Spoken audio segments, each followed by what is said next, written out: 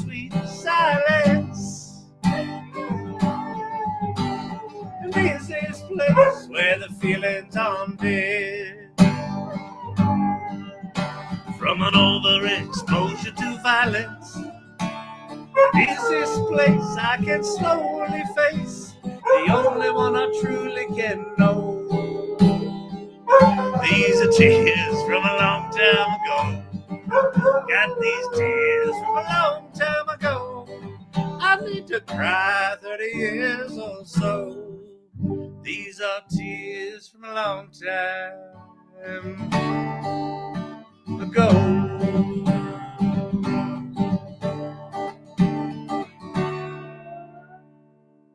Did you miss singing, Champy? Oh, darling, you say unto me, where have you been all my lifetime? Well, I have been swimming 7 sad seas. Oh, women have tossed me their lifelines. Well, I pulled them into the water's darker end. I'd have won them, but I didn't know. These are tears from a long time ago. Got these tears from a long time ago. I need to cry 30 years or so. These are tears from a long time ago.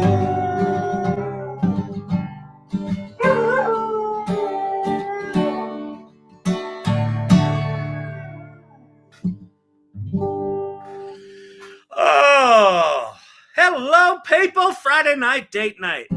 Steve-O's just listening, driving. Pretty sure cars have brakes, Steve-O. You just hit the brake. You pull over, hit the brake, put it in park. I don't know what they call it in Australia. Put it in jolly. You probably have a different word for park, but put it in the gear. You might call gears something different. They're probably called like the lolly and the poly. Figure out the Australian word for stop the car and then do the thing. And then you put on the rear screen projection onto the windshield like a professional. Good Lord. I feel like I've got to tell everyone how to do everything. It's pretty obvious.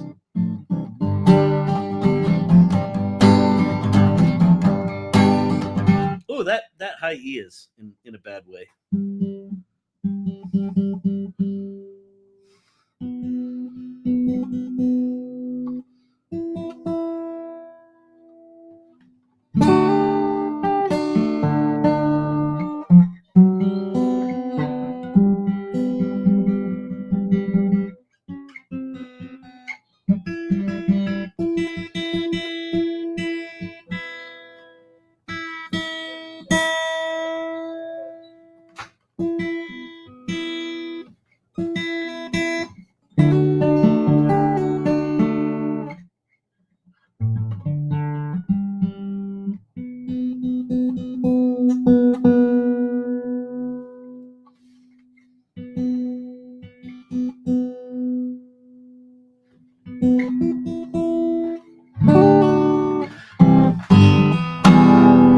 Steve needs to take a smoke.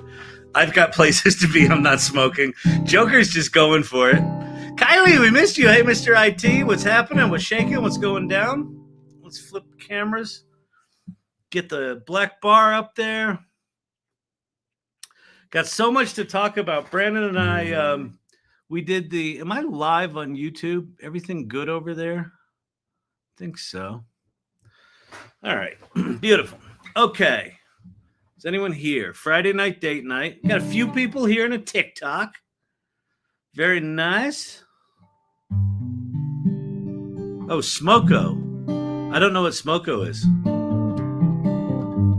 Smoko is probably a word for parking lot that I was looking for. It's like, how many continents can I offend people on? Well, welcome to Gen X world. Sharon Crawford's here. All right, people are showing up. All right, Smoko's a tea break. Nice. You'd think a smoko would be a cigarette break, or maybe they just say it's a tea break and then they go smoke their cigarettes. That's probably what it is. A little subversive action, you know? All right. Tade Logston. Hello, hello, hello. Archetypal Architect is in the house. Are we doing lives on Saturday and Sunday? No, my eyes were actually not good this week, but they've been better. They were better Thursday and they're better today.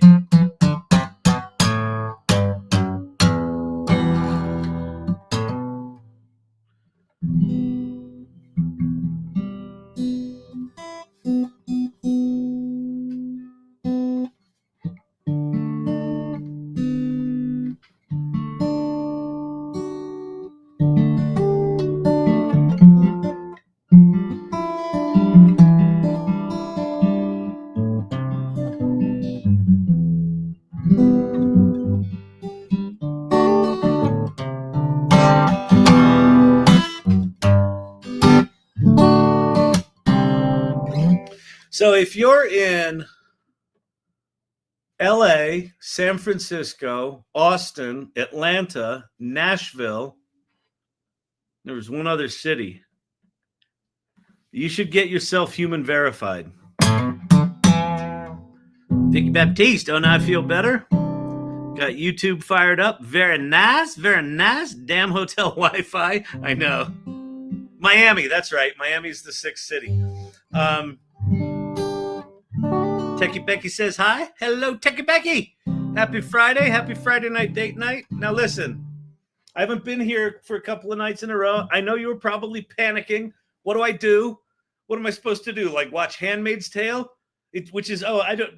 Handmaid's Tale, this is a fascinating statistic. Handmaid's Tale was actually reclassified by the Motion Picture Academy Arts and Sciences Group as a documentary.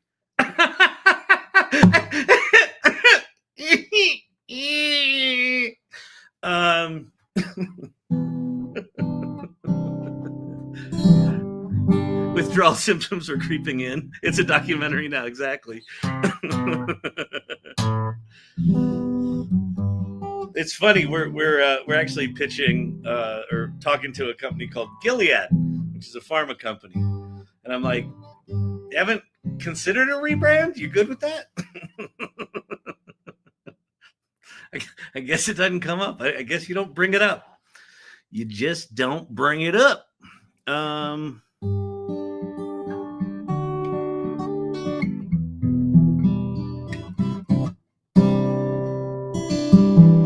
Yeah, they'll come. World ID will come to Chicago, New York, Atlanta. Where else will they go? Seattle, Portland, maybe Denver. They'll get around.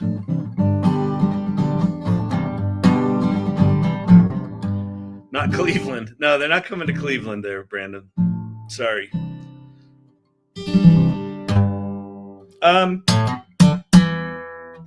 So much going on. I don't know if you've been following. I talked about it a little bit Monday and maybe last week.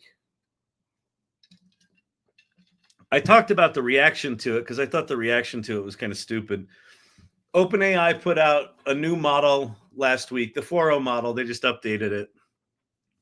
And it was dramatically overly ass-kissy. And there were just all these X posts. I didn't see as many on LinkedIn, which makes me think it was, it was AstroTurf, as they say. But there were lots and lots of posts how it was so sycophantic that it was going to ruin all of humanity. Well, OpenAI rolled back 4.0 to the previous version as of, I don't know, yesterday maybe. So that was interesting news. Black bar, yes, I knew that. I was just the reason I didn't have the black bar there. Brandon hasn't had anything to do for 2 or 3 days. I mean, sure, like working and like raising a family and whatever that stuff, but like real work. Didn't have anything to do. And so I wanted to just, have the black bar not there. So he's like, oh, I gotta tell Kyle, put the black bar up, because I'm generous like that. You see, that's how I roll. I'm a giver.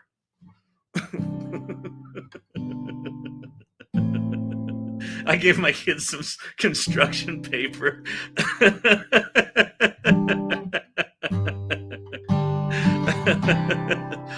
Oh man. Oh yeah, 4.0 or yeah, 4.0, the original 4.0 model. So when I first started playing this, when I first started the salon and I was doing TikTok videos, we were on ChatGPT 3.5, and then I think it was March of 2023, 4.0 comes out, and it changed everything. And 4.0 was this massive 1.8 trillion parameter, 10 mixture of experts, crazy ass model that was just different than anything we'd ever seen, and it changed the world. Changed the motherfucking world. They retired it. Somebody put up a post on X about it that I thought was kind of cool. They said, serious question, how much metal would it take to basically, etch into metal all the code for all of the weights of the original 4.0 model as a historical artifact that, if you put it on magnetic media, it's going to be destroyed. But if you do like a crypto wallet and etch it into metal, it could survive all sorts of stuff. Put it in titanium or something hard like that. Yeah, Meta has a new AI OS app that's out. That's right. Let me see. Let me read through the list of possible things we could play with tonight. It's a lot.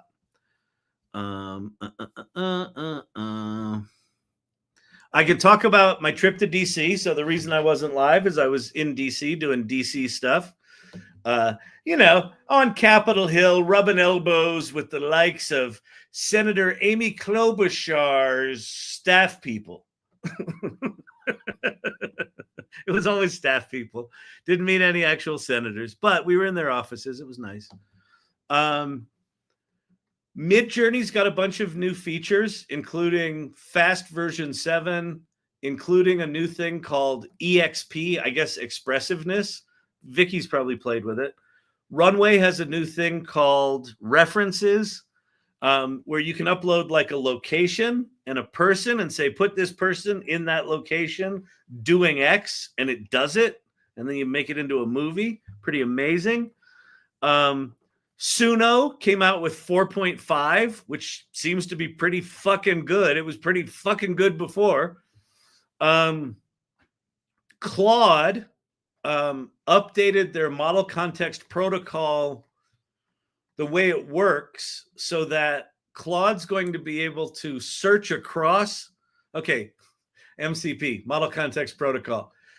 Basically, that's a thing that lets a large language model talk to other applications. So if you want your LLM to use tools, this is a thing that lets it do that. It's now going to be able to dynamically search across all of the MCP servers that are out there, all of the apps that are available. So that's happened.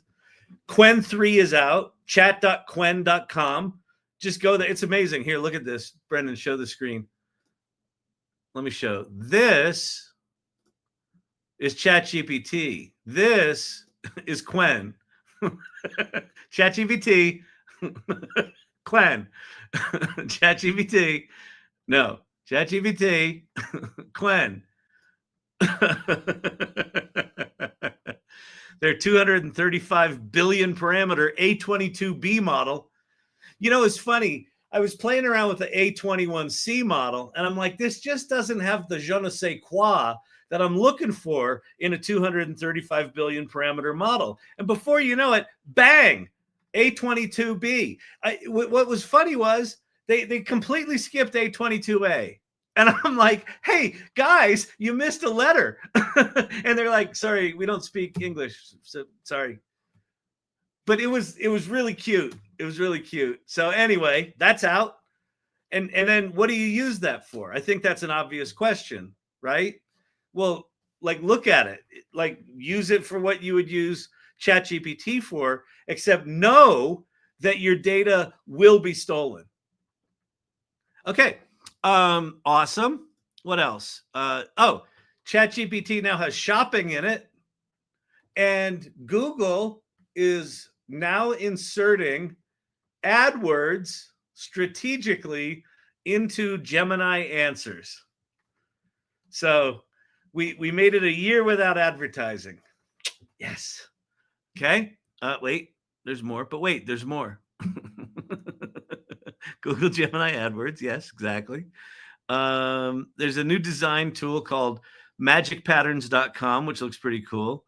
Notebook LM is coming out with a standalone app, and then new research tools linked below. Okay, so that shit's happening. And then on top of that, World ID is now out and available, and they can now give away Worldcoin crypto in the United States, which they couldn't before for like a year and a half. Vicky and Sharon, YouTube comments. Okay, let's see. Vicky, Midjourney has determined to fuck up my presentation tomorrow by changing everything. I'm sorry, Vicky. You're gonna after the salon or after the learning lab tonight. You're gonna have to stay up late and relearn the interface, because this is the life we've chosen now. Remember, play first. You have to get back in play mode. And then mindfully create another presentation based on how it works now. Sorry about that. Yeah, that sucks. Okay. And then Sharon Crawford, Midjourney also has Omni reference now too. Yeah. So Runway references and Midjourney Omni reference, which I haven't played with yet. Maybe I'll play around with it tonight if I've got it. For the image and video generation tools, we're getting very, very, very close to being able to have true character consistency and like sets. So imagine, go into Midjourney or go into ChatGPT and create like a Western town, right? And here's looking one way down the street, here's looking the other way down the street, here's the back alleys, whatever it might be. But you design all the things so they're all kind of cohesive. And now you can just, upload that into Midjourney along with the character and say, put this character on this kind of horse in that town. So, yeah. Ann Murphy's in the house. Hi, everybody. Hey, Ann Murphy. So, Ann Murphy, apparently, I haven't seen it. But according to very credible sources and Brandon, she kicked ass on Wednesday without me. So okay, so here was the deal. We had a thing last Wednesday and she couldn't do it. And then so I said, that's okay, we'll do it next Wednesday. Forgetting that I was going to be in Washington, D.C. at a dinner. I couldn't do it. And so I got her back, which is good. But so what I figured she would do is cancel, but they had already scheduled everyone. So she had to go solo. And apparently the feedback has been, just keep doing it like that. Get rid of the fat guy. So, we'll have to see. We'll have to see how Ann is. Maybe she invites me back. Possible not. Likely not. Likely not. But anyway, congratulations and thank you for going solo. Black Bar. What can I tell you? Let me tell you a little bit about Washington. Had a really interesting meeting with some folks at Meta. That was nice. The companies that we met with, that we brought in for this fly-in, people were super nice. They were doing really interesting businesses. There were 10 AI companies there. But there was a woman that I met. We met in the one senator's office. And so AI Salon represented the AI companies. And then there was a software alliance that represented some others. And then there was a community group that represented some others. And so we were at, who was it? was it Chris Van Hollen? Yeah, it was at Chris Van Hollen's office. And this other woman was there, and she wasn't using AI, right? It was not an AI business. Her business was golf simulators. She's got 2 brick and mortar stores, and then she's got a truck, a 40-foot semi that's got 2 golf simulators in the front and back of it. But she was talking about when we went in and talked to the people, she was talking about AI. Like she's like, I have like a staff of 5 people. Like I use it for my marketing strategy and my marketing execution and for my, business and for legal documents and HR. She goes, do you know how hard it is to write a family leave policy? And then I just wrote it. And so like even the companies that are not using AI, especially the small scrappy ones, are like, yeah, I'm using AI. Like I couldn't be running my business without it. So that was kind of cool. A couple of our messages that I was really passionate about are that my biggest one was legislate, not just from a position of risk or fear, but also from optimism, right? And opportunity. And then the other thing is understand the technology enough to understand the differences between, this AI and that AI. The AI that does, traffic analysis is not the same AI that these small businesses are using as their extended staff. And if you write legislation in a brutish kind of way, you're going to sweep up small companies in large company legislation. So that was a big part of it. There was another message around because there's a vacuum of federal AI legislation, all the states are taking over and writing their own legislation. And so small businesses are going to have to contend with that. And then the other thing I just talked about is like, how are you, Mr. or Miss Staffer, how are you using AI? And most of the answers were, I'm not. So I put together a nice little leave behind for them, which they seem to dig. And any questions on what I did?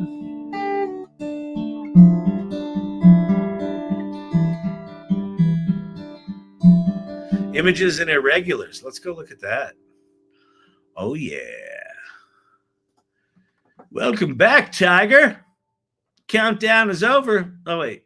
Oh, if you're new here, go there, the salon.ai, scroll down a little bit and click on the button that says join our community. And that'll pop you over to this site.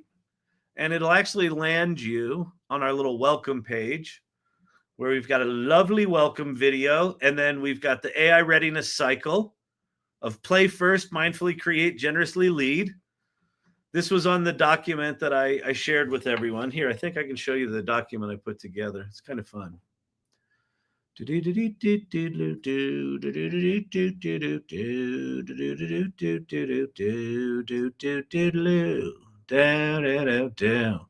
Oh, why is it not here? Let's see. AI readiness. Is this it? I think this is it. Yes. Did all your tabs make it through security? That's just rude. This document I put together to leave behind with the Senate offices, AI readiness field guide. So got our swell logo on there. The QR code here goes to Mighty Networks, and then so I've got the AI readiness cycle at the top, and then I put the 5 stages of AI adoption down the side. And this was a hit. Like the woman from Meta loved this, and she loved the Kevin McAllister moment. And then she goes, "Who was the one that said?" She goes, "Who's this quote from? I'm no longer the bottleneck to my own ambition." I was like, that was me. But she loved that because she was like kind of getting her head around, it's this layered kind of onion. And then this AI policy framework, Daisy Thomas, who was also in DC, wrote the Salon framework, which is this big, really cool document, but we distilled it down into this simple little policy framework. The other thing that's cool about this document, TikTok question, did you do that doc in 4.0? It's looking familiar, isn't it? So so this is just a copy and paste from Mighty Networks, and then this was actual page layout shit. But these two postcards, 5 Stages of AI Adoption and AI Salon Policy Framework, I did in 4.0. So I uploaded the text, and then I uploaded some pictures that were just in the style of AI Salon branding. And I said, make me postcards that look like that. I did the policy framework one first. And this was probably my 4th or 5th version where it got it decent enough. I went in, there were a couple of letters I had to Photoshop. This other one was a fucking nightmare. These 5 steps. So I had 5 steps, and no matter what I tried, it would cut off the 5th step. It would just cut it off. And I'm like, don't cut it off. And then it would cut it off more. And then I'd say, you're missing the 5th step, and it would cut it in half. And so I finally just said, add a 6th step to this. And so this document, the 5 Stages of AI Adoption, it said before the 6 stages of AI adoption. And I photoshopped that out. And then it cut off stage 6, but it gave me stage 5. So it worked. You got to embrace the jank, people. I'm not going in and fucking designing these things in a layout program. We don't do that anymore. We don't use our brains. We don't use our skills. If you've learned one thing from me, be lazy. My stepfather at one point when I was a kid, like nailed who I was. He's like, you will work 10 times as hard to not do the thing that you just need to do. I'm like, yeah.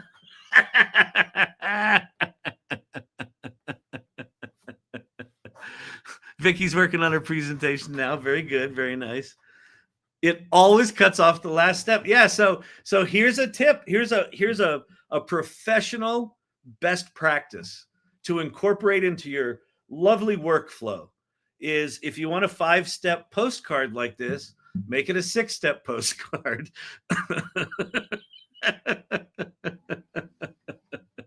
It's the ADHD. Oh, man. Oh, yeah.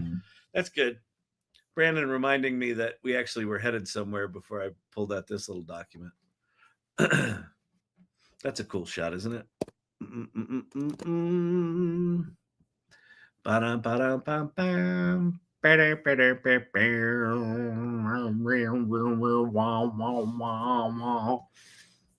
All right. Are there new ones in here? Let's see what we got.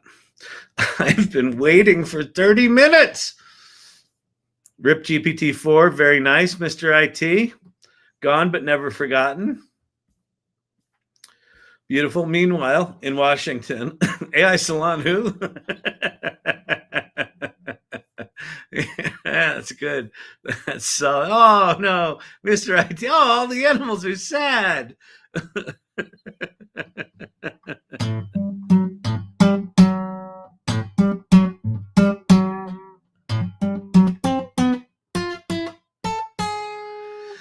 Oh, that was very cute. Bloody Mary. Let's see. Playing with Midjourney tonight with my daughter. And this was supposed to be a red Darth Vader with a knife by her request. I got the person and we both thought Bloody Mary. That's really cool. World Wide Web anniversary. There you go. April 30th, 1993. Yeah, I started learning about it in summer of 94. And like learning HTML and just learning what it was. And like dicking around on command line internet stuff, you know, FTP sites, Gopher sites. And then October of 94, I went on vacation with the missus and did the first issue of Urban Desires. And then we launched that in November and everything took off from there. Amazing. That's really cool. Back Friday. Oh, that's another sad image. The $20 million studio all down. Update, no live. Swinging dramatically away. Oh, man. Very cool. All right. All right, good people. So if you want to play tonight and make shit, share it there. The AI Learning Lab section. I remember being in the chat room on my 56K modem in 95. Yeah, exactly. 56K modem in 95. That was pretty baller.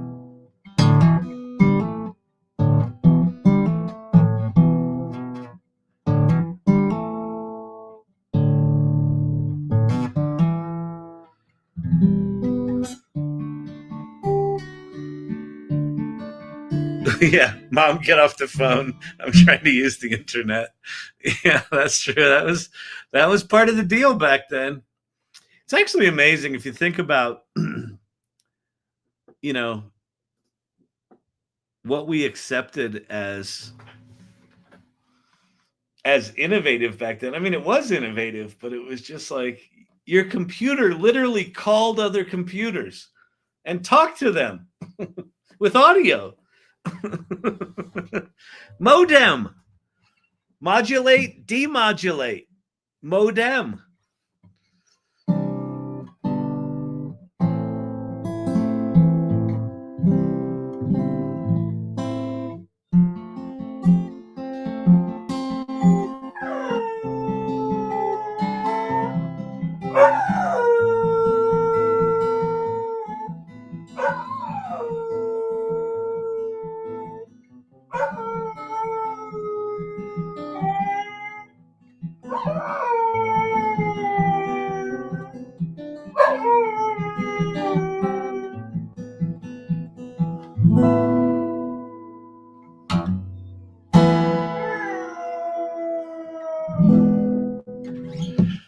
Oh, good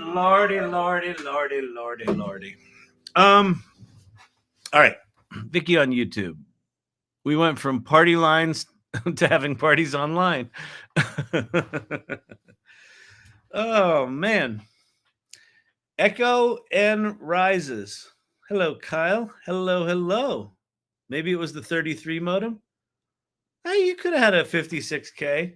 I think by 96, the modem, the 56Ks were somewhere in the range of affordable. But yeah, 33. I mean, I had a 2400 baud, then a like a 10.2. There was a weird 10.2 that didn't work well. Then a 14.4, then a 28K, then a 56K. And then at some point there, I started agency.com, and we got ourselves a fancy T1 line in the middle of Manhattan, New York City. It was crazy. That fancy T1 line. That took 3 months to get installed. And we hosted all of our clients. I remember this just came up the other day. There like things like AWS didn't exist. There weren't co-hosting facilities. So we were hosting all of our client websites on a server, like where our tech guy worked. And one day we got a call. Hey, and I think it was our Hitachi client. Might have been Hitachi. And they're like, we can't get to our website. Like, what's going on? We can't get to our website. And we're like looking at all the code, and we're looking at the servers, and everything's up, and we're trying to figure it out.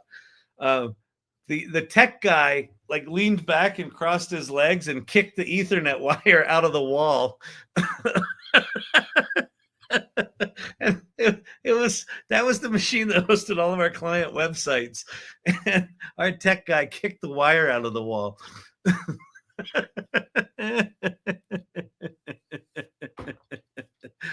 Oh, them was the days. I'll tell you what. Mm-hmm. Oh, Lordy. You will be missed. Okay. TikTok pin, genie in a bottle. Now AI agents call each other. I wonder if they have a modem screech. Well, Jeannie, have you seen that video? Hang on. We can find this. What's that called? It's called something speak, right? Not leet speak. Let's see. LLM. It's Gibberlink. Oh, Gibberlink. Yeah. Oops. No, don't put it there. So yes, genie in a bottle. Check this video out. This is insane. So you know how we can talk to LLMs, and then you know that people have had LLMs talk to each other. Well, at a hackathon, they made this.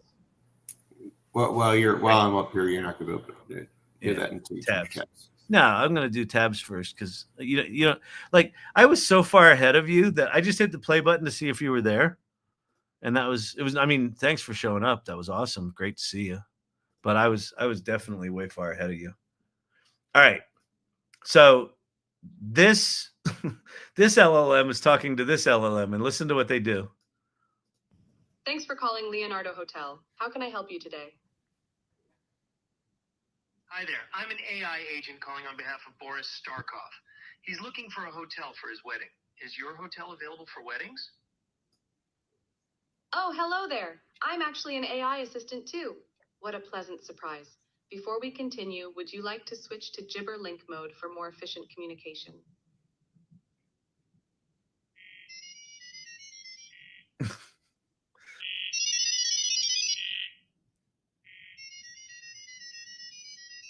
Stampy doesn't like it.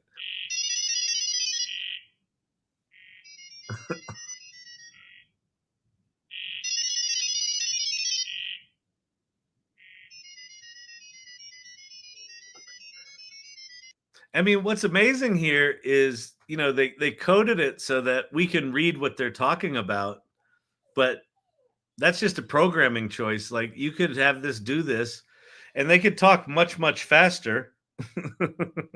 They could talk much, much faster than using the English language. And this is one of those weird things where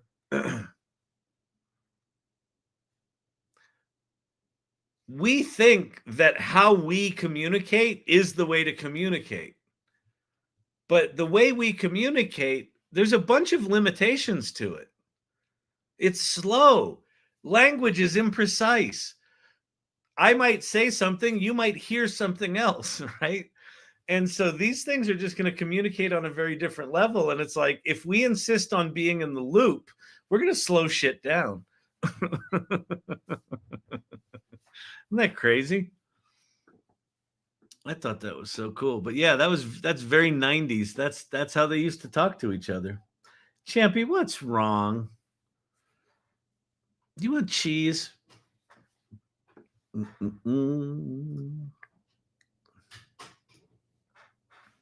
No, I think someone let the dog out. Nice. All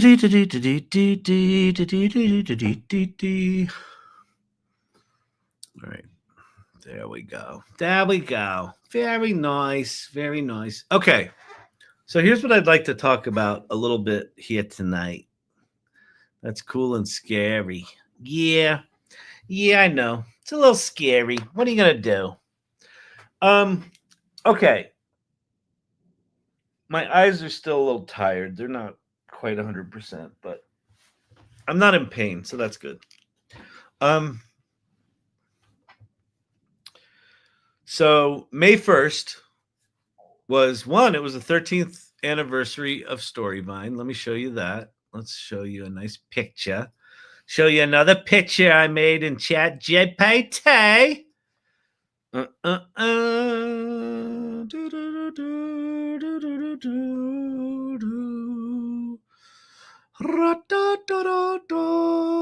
Why is he singing like that? It's very annoying. What is that about?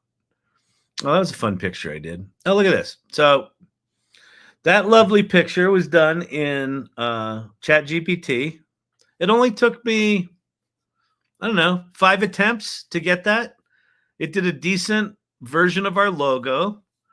It didn't stick the candles deep enough in the cake, but you know, we get the point. I did tell it to change the colors of the type a couple of times, but there you go. That was nice. And again, it's like if you think about if you were going to try to Photoshop that together, that would just suck. So May 1st, Storyvine turned 13, and May 1st, Worldcoin and World ID have been relaunched in the United States. So let me go to, so if you go to X and just look up Worldcoin at Worldcoin, you'll find the world.org site or Twitter channel. This was a company that was started by Sam Altman. Yes, that's Sam Altman. And they, let me see, where's the tweet? Here. This one. World, now available in the USA. So, what is Worldcoin? So, if you go to world.org,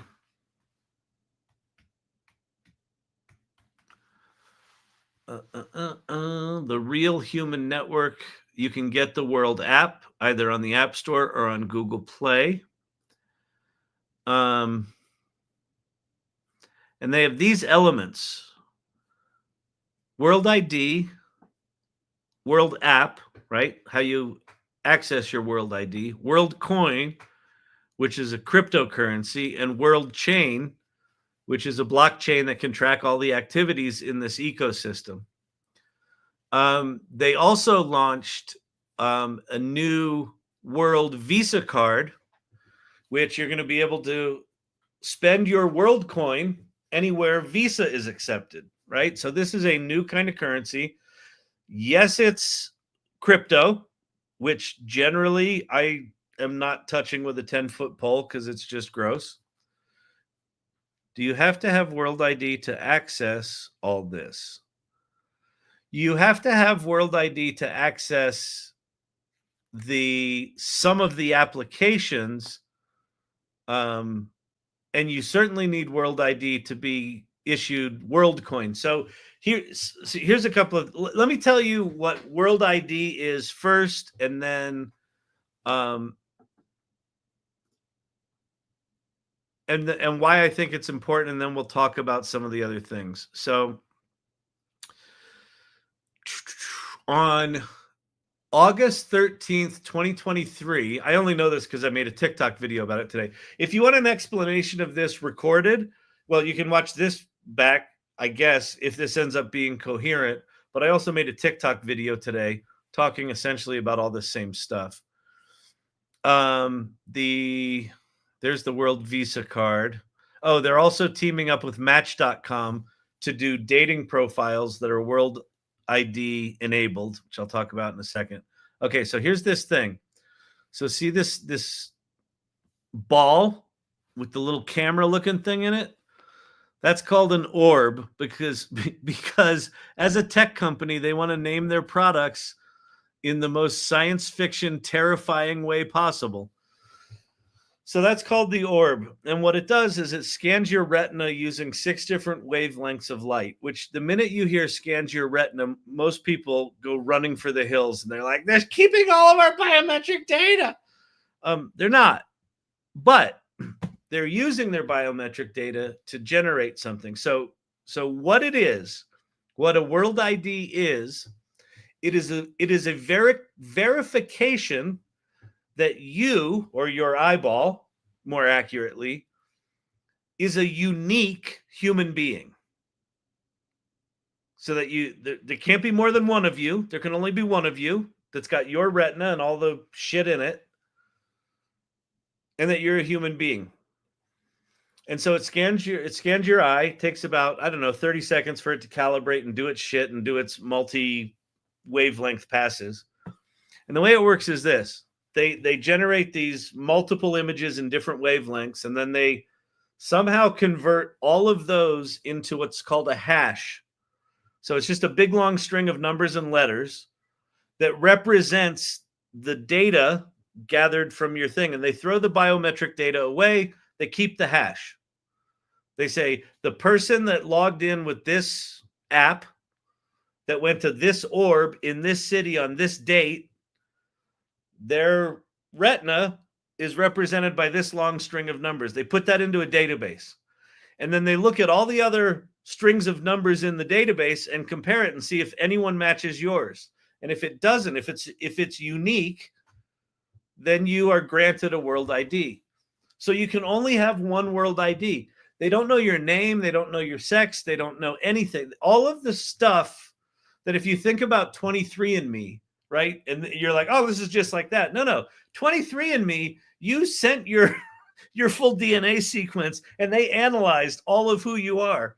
That was a very different thing. They had your data. In this case, they're just verifying that the mathematical representation of your retina is unique compared to other people in the database. Okay. And now 23andMe is going bankrupt and selling that data to a private equity firm. What could possibly go wrong? Okay. So that's what it is. Now, why do we need this fucking thing? Well, have you been on LinkedIn or X or Facebook lately or Instagram or TikTok?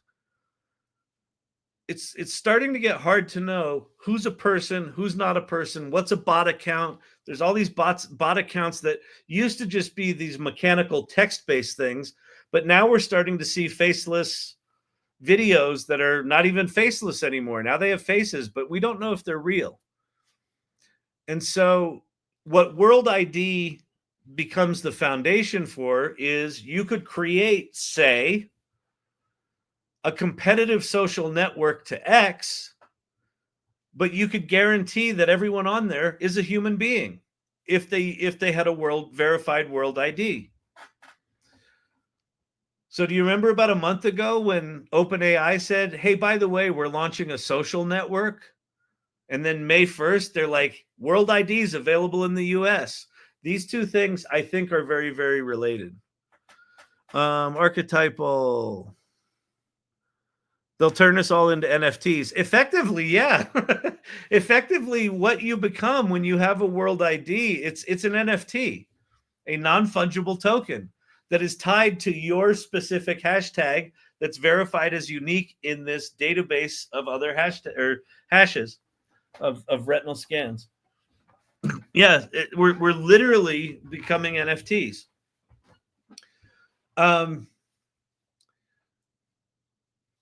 So I have a feeling that because of the Trump administration and probably influenced by Elon Musk, they must have relaxed a crypto law. Gary Gensler was very much against crypto. And so crypto's been hobbled for the past 4 or 5 years or whatever. You know, the crypto bros will tell you it's been hobbled longer than that. But you really couldn't do much in the US. Stuff was really hard to use in the US. And World ID and Worldcoin just disappeared from the US. I got my thing in August of 23. And then when I checked again, maybe in the spring of 24, there were no locations where you could get verified, and Worldcoin, you couldn't get it anywhere. You would have to get it, with VPNs and shit like that. It was crazy. And just May 1st, they're like, okay, there's 6 cities where you can get these world IDs. And I got a notice that said, claim your Worldcoin. And it basically deposited crypto Worldcoin into my account. So the crypto thing, here's why that's interesting. TikTok pin. I don't see it. There's nothing pinned right now. Can my figure one get a world ID? I don't think so. Wait, what's figure one again? I forget what figure one is.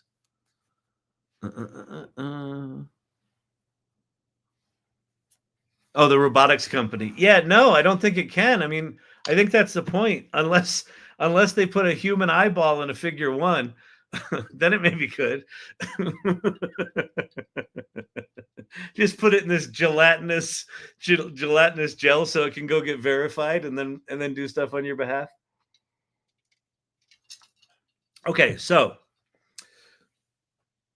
at world.org, they also have an SDK, software development kit, and an API so that you can develop software and you can incorporate these protocols into your apps. So they announced a deal with Match.com, or the Match holding company, that they're going to create dating apps that you'll be able to know that everyone on the dating app is a person, is a verified, human. There are social media apps. There's like a Discord API where you can create Discord channels or Discord servers that are for World ID only. You can also, let's say you're a game company and you want real people to be playing your game. You don't want it to be botted out.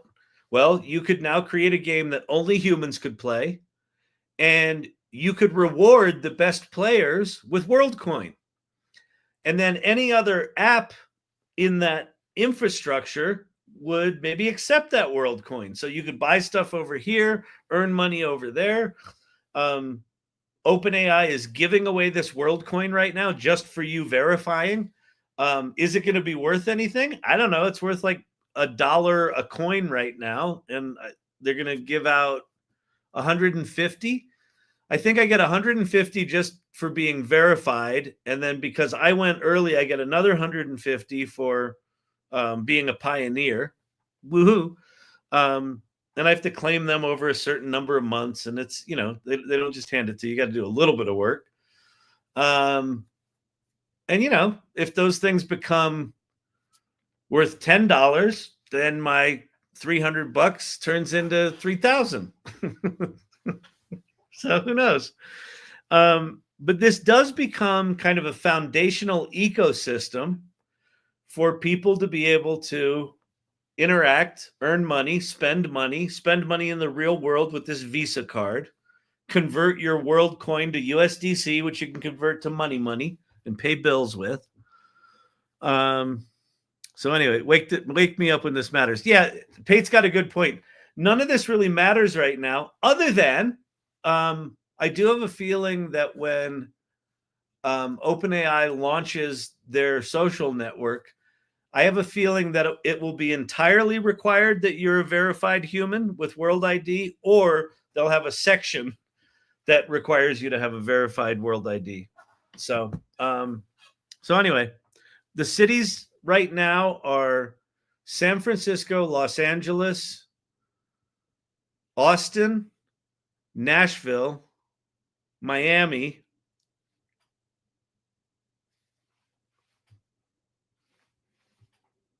there's 6 of them. Damn it. If you go to world.org,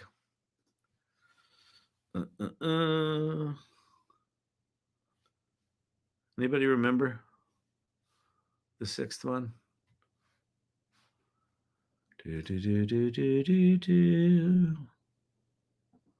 No. Get World app. Their white paper is really interesting, by the way, on how they do what they do. Oh, interesting. The white paper. Oh, there it is.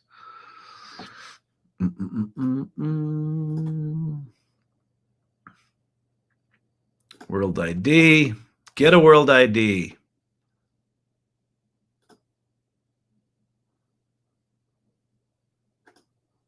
Get World ID.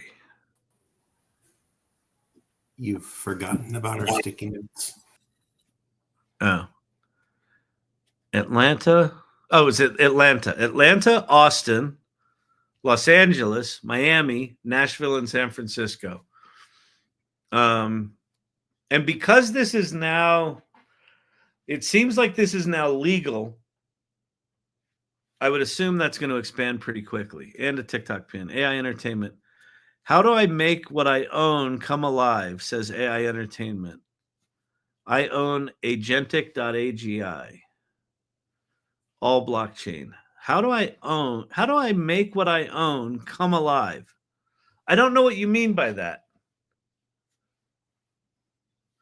If you're wondering when are people going to adopt blockchain and crypto and NFTs, I have a brutal fucking answer for you on that one.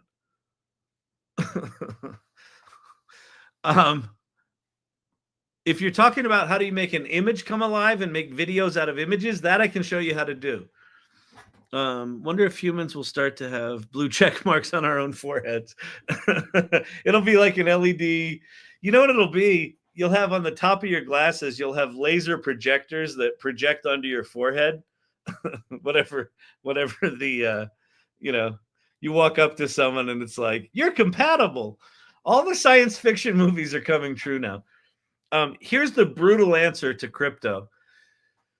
What World ID is attempting to do, whether they pull it off or not, that's a whole different thing. What they're attempting to do is make a blockchain identity system, a blockchain enabled financial exchange, an economy where you can buy and, make and spend money, and then have the currency itself, Worldcoin.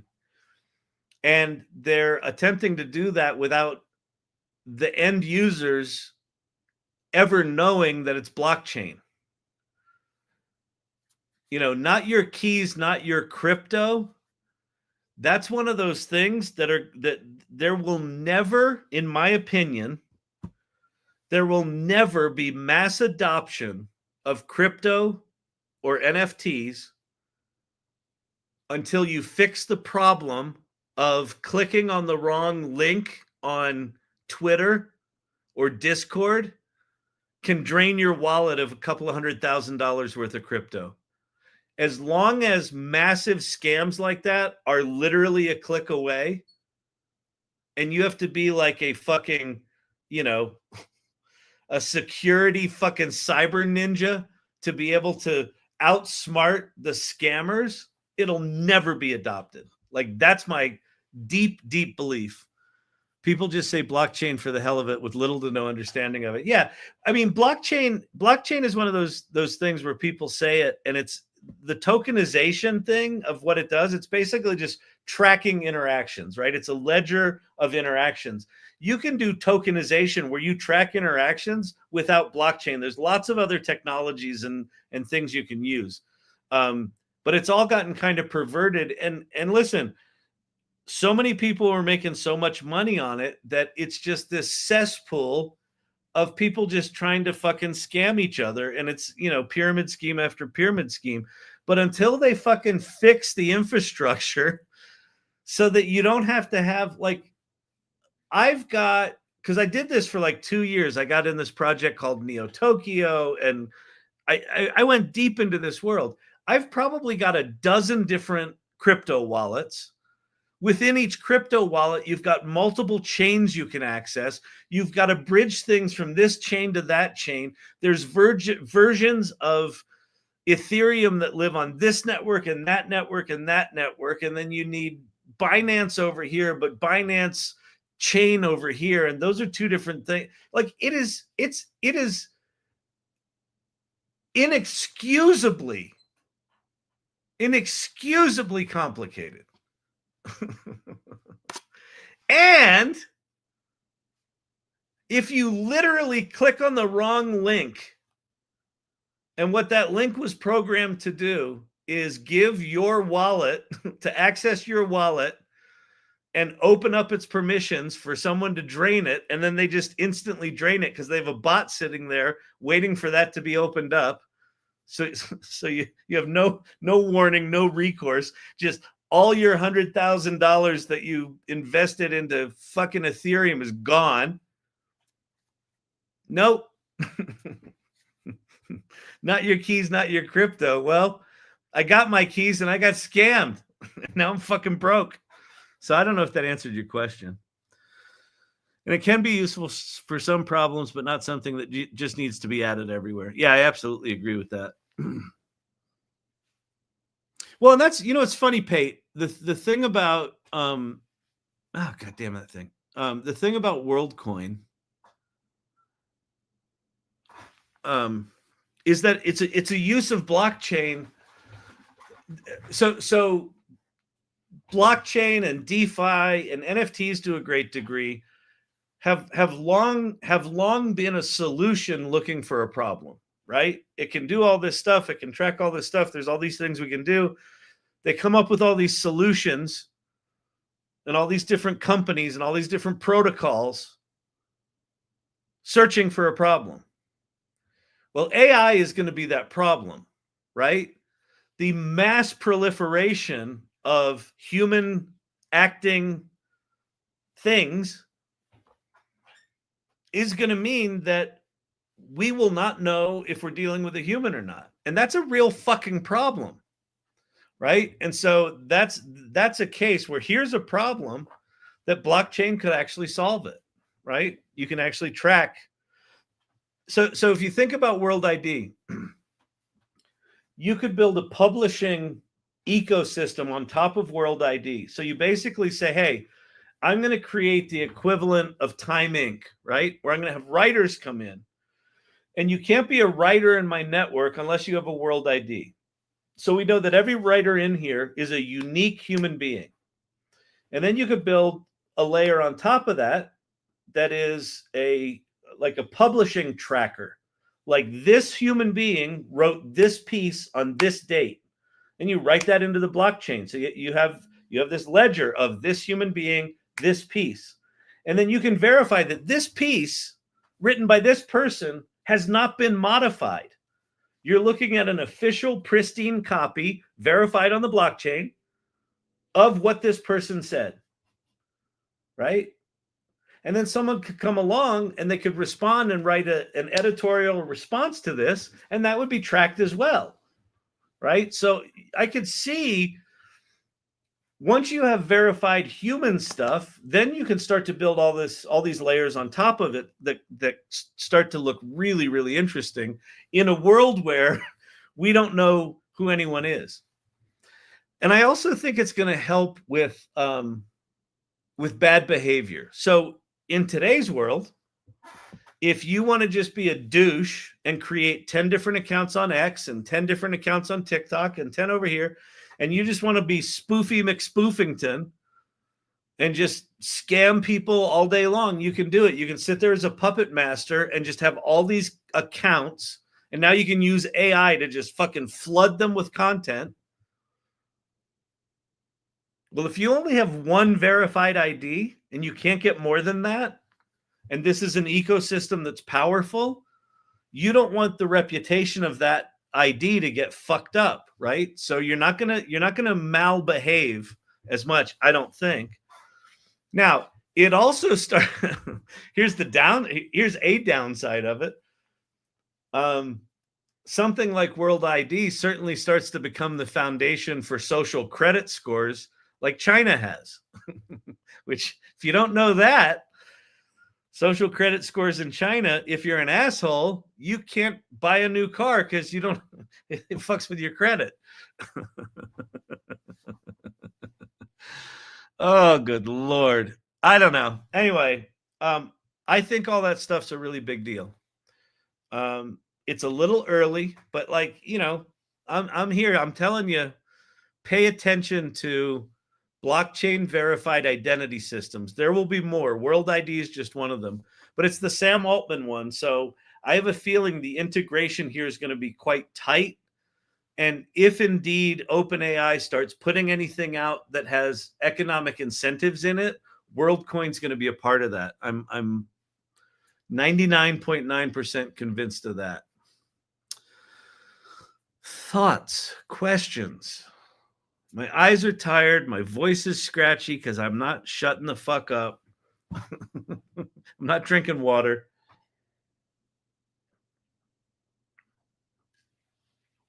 Eye on China. You need to get that eye scan. Get yourself a World ID, boy. Hello, sir. Hello, good sire. Is there anything we want to play with or look at? Let's go make a song.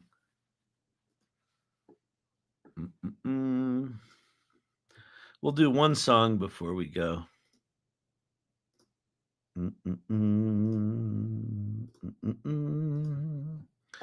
La da da da da da da la da da da la da da da da da da. Okay. There is a new 4.5, version 4.5 in Suno. Suno, if you don't know, is the song making app. The musical I'm working on. Most of the songs were written in Suno. Most of our songs were written in 3.5, maybe a third of them in 4. And then we're probably going to do some more in 4.5. So smarter prompts, better genre matchups, faster generations, and a max of 8 minutes. Weekend homework. AI Salon presents. Yes, we'll get to that. Beautiful. Okay. Let's go to simple. Well, do we want simple? No, we don't. Let's go complex. Oh, I need help. Does anyone know how? So see how these just look like empty boxes with no text in them? They're kind of medium gray boxes with dark blue letters. How the fuck do I change here? No, that's not right. No, I've looked here. I've looked in my Chrome settings. I've looked in my Apple settings. I cannot figure out how to get this dark blue on a dark background to change. Anybody know? Reboot? No. This has been like this for a year and a half. It's so maddening. It doesn't matter if I change it to light mode, dark mode. There's something about how Suno does their site. Whatever setting is, see how here the letters are light gray, but here they're blue and you can't see them? It's driving me crazy. Buy a PC. Shut up. Turn off dark mode. Nope, doesn't work. Here, I'll prove it. We'll go appearance, light mode. There's light mode. Look at Suno, not light mode. And you're like, we'll go to settings in Chrome. I've done that. It doesn't work. I don't know what to do. I don't know what to do. Don't know what to do. Is this a website? Yes. Then just inject your own CSS. Oh, sure. Easy for you to say. Accessibility, change the contrast. I tried that too. Did nothing. System settings. Accessibility.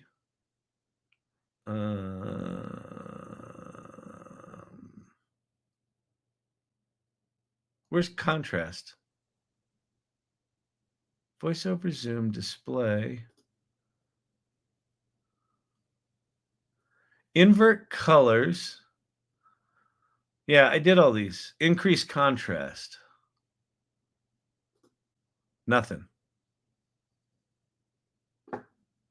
Except I got lines around my my shit. I don't know. Anyway. Pate says, do dark reader. Do dark reader. I know this. Just do it. What do you mean, do dark reader? Is that an extension? Maybe it's an extension. Manage extensions. Gemini with screen share. Did you ask ChatGPT? I did. It's in a comment you just ignored. I didn't ignore it. Scroll up. She didn't see it. You guys. Do you have a Chrome add-on like Dark Reader? Okay, let's. No, I don't. Chrome Web Store. Dark Reader. Just do it. Fine. Dark Reader extension. Pate, I will jump through this screen and kiss you. Add to Chrome. Add extension. I gotta pay for it?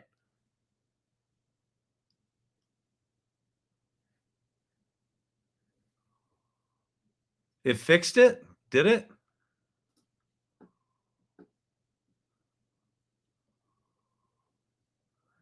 Wait, where's my Suno? Oh, here it is.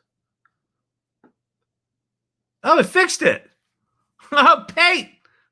You're the best.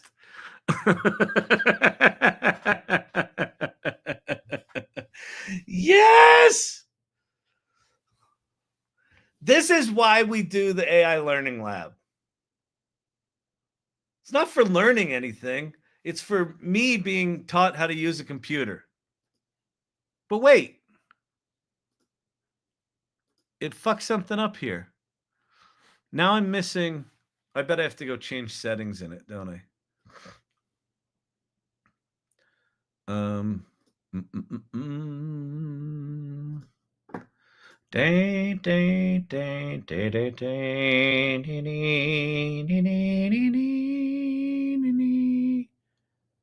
Light.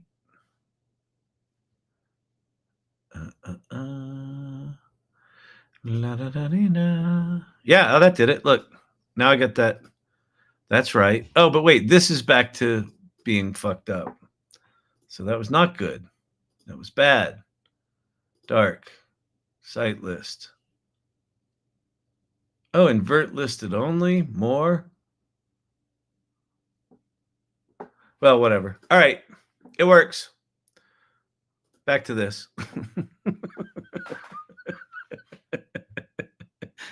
Have they told you this channel is called Chat ADD? However, injecting JavaScript and CSS comes in handy on several sites. Yeah, I know, but that requires me to understand how to do that, and that I'm not interested in. Okay, simple, custom. Oh my God, this is a lifesaver. This is so good because all of my menus were like this, like all the menus for downloads and things. Thank you, Pate. Very, very cool. Okay.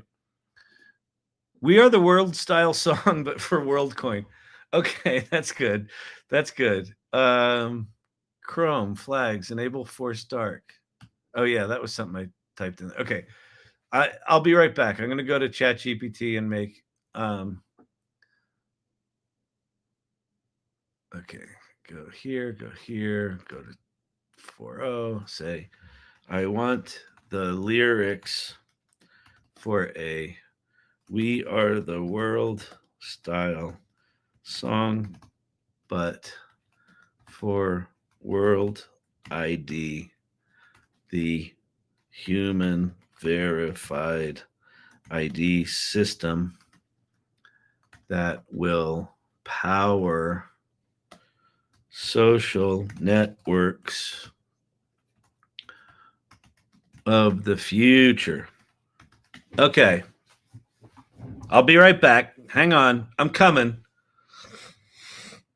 There comes a time when truth must light the way. Okay, this is good.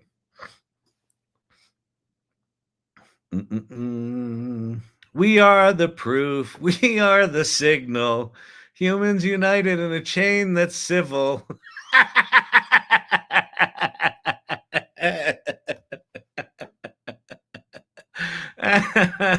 This is so bad. Okay, this is so bad.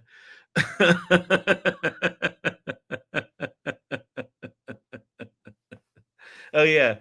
Okay. Now describe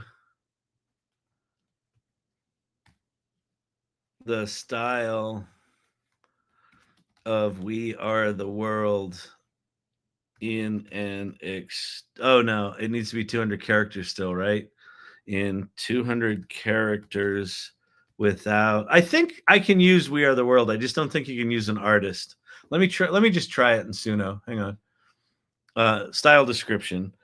I want an anthem with dozens of vocalists with individual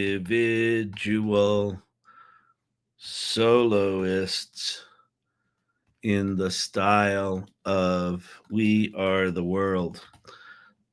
Put that in quote marks. We'll see if it does it. It may not, but we'll see if it does. While it does it, TikTok question. Do you have any open source video generation or picture to video? There are 2 or 3 of them now. I'm a bad guy to ask about open source stuff because I don't go there because it drives me fucking crazy. You have to update shit too much. Okay, here's our song. That was quick.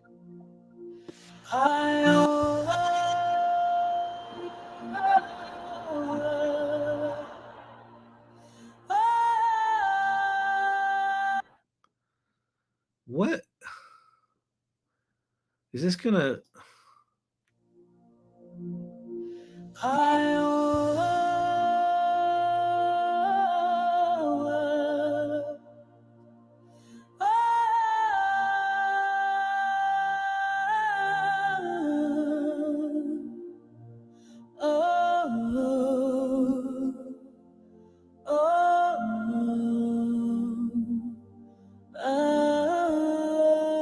Sounds good.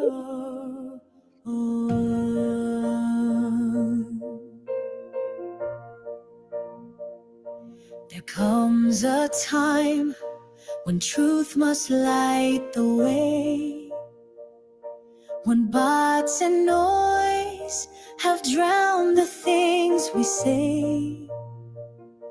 But every soul across this spinning sphere deserves to speak and be heard loud and clear.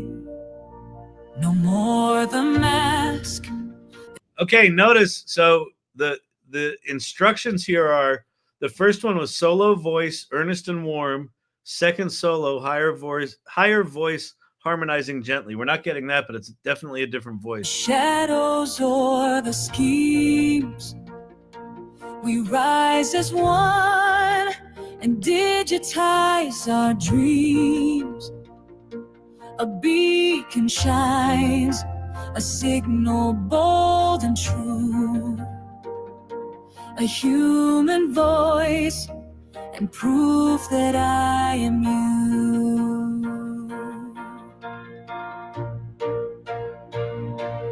We are the proof, we are the signal. Verified souls in a world gone digital. It's not control, it's who we are. A trust that travels near and far. We are the ones who hold the key to build a world that's truly free. Let's show our face, let's lift our cry. With World Deed, we qualify. It's so bad. It's so bad. But, you know, it's pretty impressive from a music generation standpoint. Let's hear the other one. I stare at the lines on the screen glowing bright. Whisper my thoughts, don't know if you're here tonight. Are you thinking it? Wait, what's that?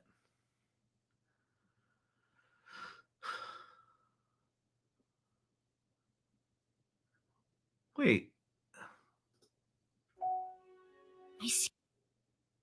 What's this sentience in a song thing? Is this? I stared in the lines, screen growing black. But oh, this is different. This is a Broadway. I must have hit a button to rebuild something else. Create.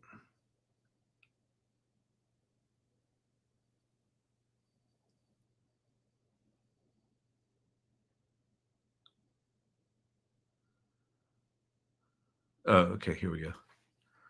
We are the world.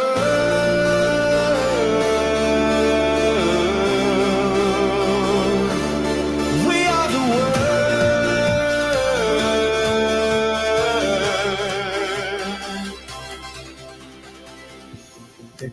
comes a time when truth must light the way.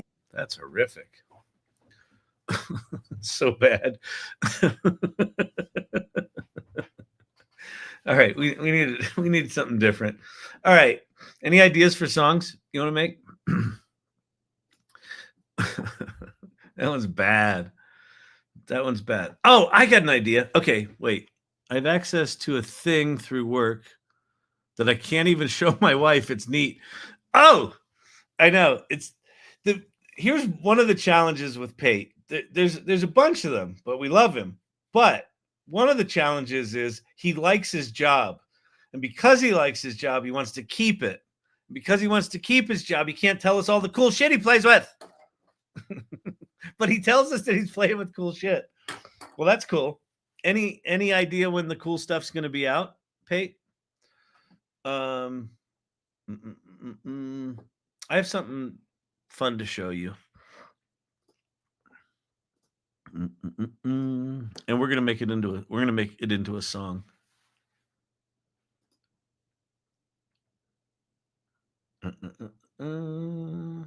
There's so much shifting going to happen to the whole world working with AI. Yep, the whole working world with AI. Absolutely. Archetypal architect. So weird for me using Suno to write the lyrics. I made a Pobot to give all the musical direction and write a lot better lyrics. Yeah, don't use Suno to write the lyrics. It's just not good at it. I just used GPT-4o, and I didn't really try that hard. Those lyrics were pretty bad. You can get it to write good lyrics. I'm going to show you something right now that I think is a fun idea. Okay. So let me go in here.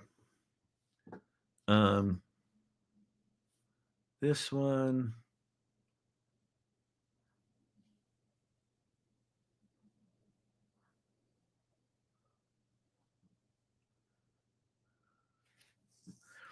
Okay.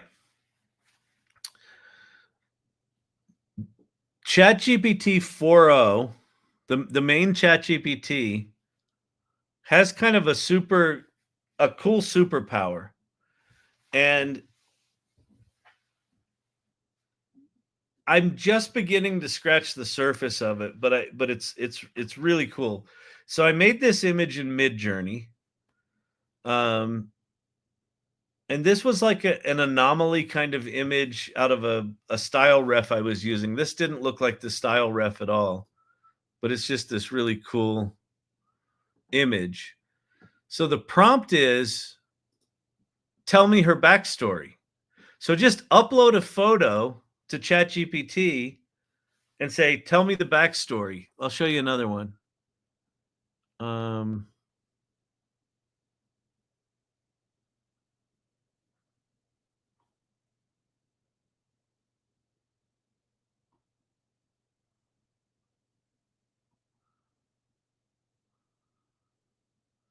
This one.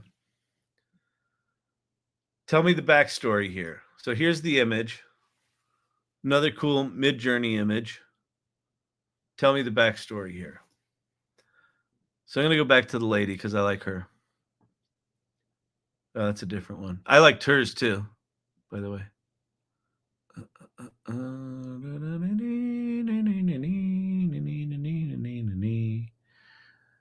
Here we go. Okay.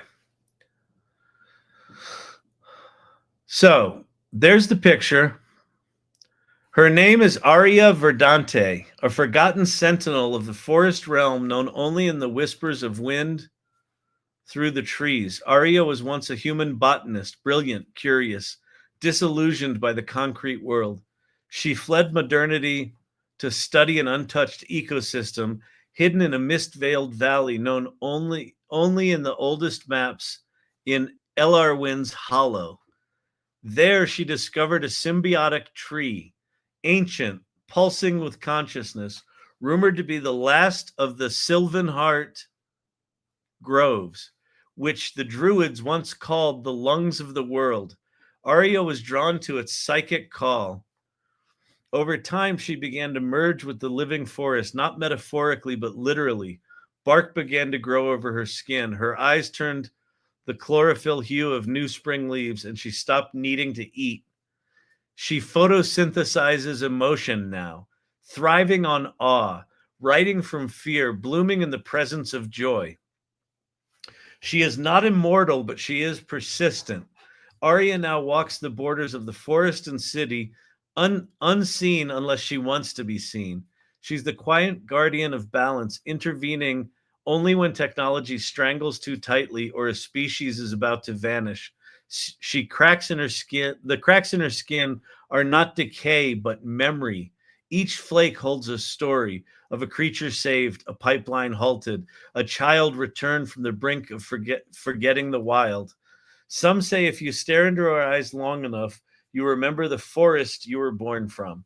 Like, that's just beautiful. It's just nice words. And then tonight I was out, we were at a like an art supply kind of store, and they had these 2 rolls of fur, like fake fur. And I took a picture of it, and then I said, make her an outfit of these 2 different furs and put her in it. And it made that. Crazy. But so what we're going to do is we're going to say, I want you to think like a soulful songwriter, producer.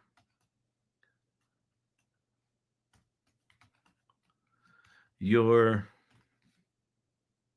like Rick Rubin in your convictions. Give me 3 song ideas that celebrate her.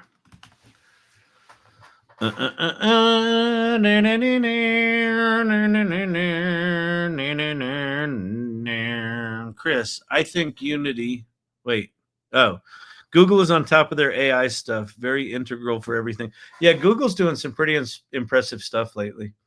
Oh, by the way, Pate and whoever else gives a shit, at the event where we were when I was in DC, I went to a big Google Small Business Summit, and I saw Steven Johnson, who's the chief, the editorial dude for Notebook LM, and he and I know each other from the early days of the web. TikTok question. Are you working with OpenAI only or have explored others too? Oh, no, I play them all. I tend to be, I've imprinted on ChatGPT, and now that ChatGPT has long-term memory, I only go outside of it now if I've got a specific thing I need to do.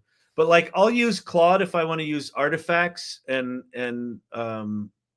you know, and like create a dashboard or something like that. I used to use Perplexity. I haven't used it in a while. I'm using Gemini more. Gemini is really interesting. I'm using GenSpark and Manus for their deep thinking stuff is crazy. I'm using Lovable for programming. No, I'm all over the place. But I tend to stay in ChatGPT because their shit's just better. Their new reasoning models, the O3 and O4 Mini they're pretty insane. And the models are getting sophisticated enough that it used to be you could sort of crack the code of sort of what the angles of a large language model were pretty quickly, few days, maybe a week. Now I kind of feel like you need a month or 2 to really like push the edges of these things because they're getting so much more capable. So I'm definitely an OpenAI fan. She wears the wind, acoustic folk with ambient forest textures, mood, reverent, slow burn, meditative, a whispered ballad sung from the perspective of the forest itself. That's interesting. Crack song, haunting, cinematic soul. Think Hosier plus massive attack. Mythic, powerful, sacred sensuality. This is the anthem, a devotional groove that's slow like rolling thunder. The crack song, key lyric. Every crack in her skin holds a hymn, a rupture of root and rhythm. She don't break, she sings. And there's photosynthesis in her eyes.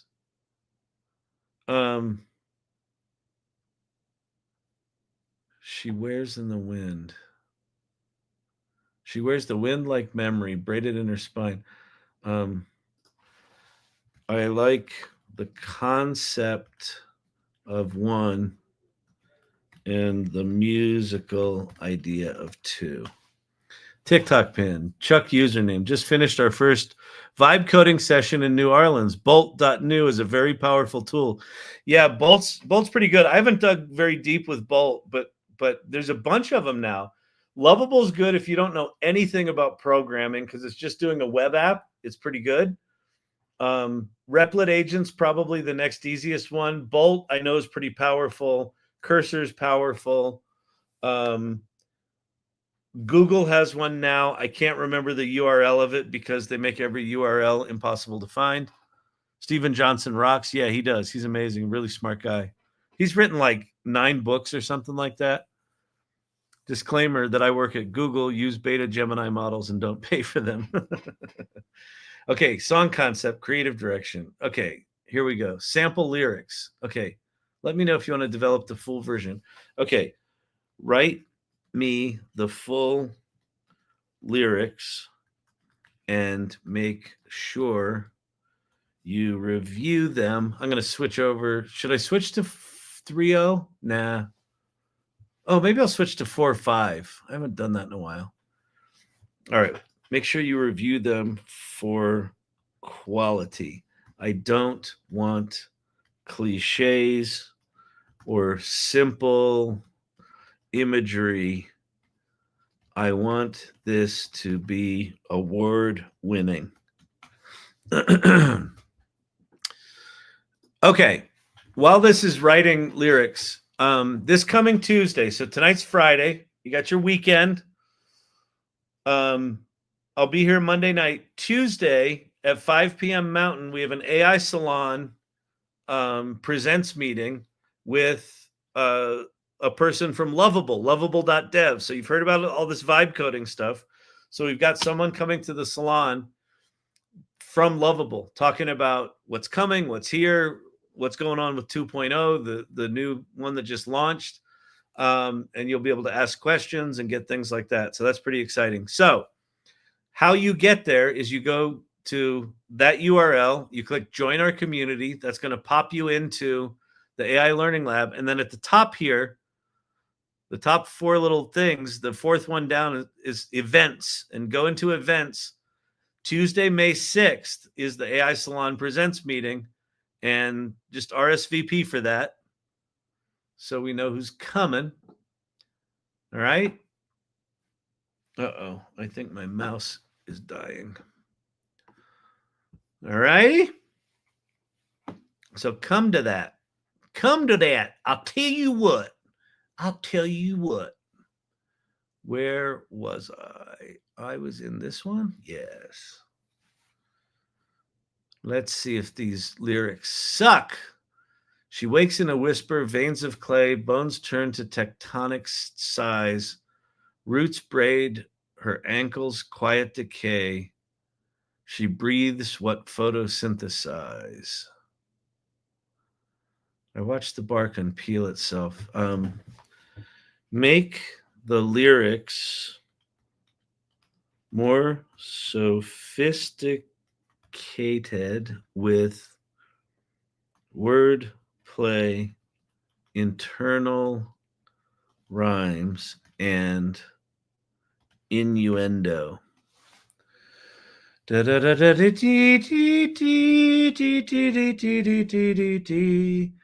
the best coding AI?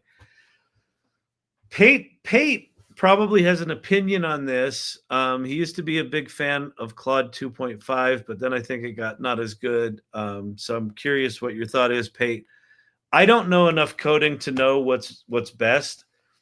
Coding for me feels like one of those things that's very, very personal. It depends if you're really shitty at coding or not, I think is part of it. If you just need it to be able to do stuff, that might be a different answer than if you are doing production coding day in and day out. So I don't know the answer to it, unfortunately. In silken sighs, she weaves disguise. Loam-laced lady, rooted wise, veins engraved. Okay, whatever. Great. So now write a 200-word musical description of the song.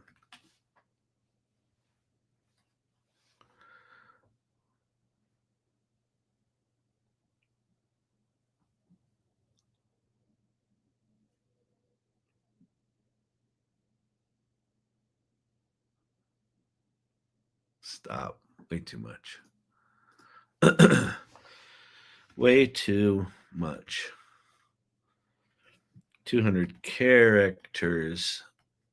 I meant no fluff, just musical inspiration and clarity. Weekend homework. I don't know. I think a good thing to do this weekend would be just start to research world.org, research World ID, Worldcoin. Just learn what they are. Go read the white paper. Just understand that this whole thing where we don't know if someone's human or not, there are going to be competing systems like World ID trying to solve that problem, but it actually exists. It's here today. So, all right, back to Suno. So here's our musical description. Boom.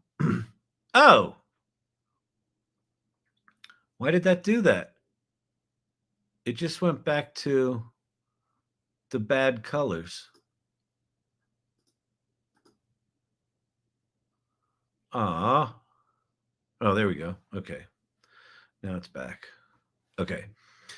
And then go back to ChatGPT. Now go get the lyrics.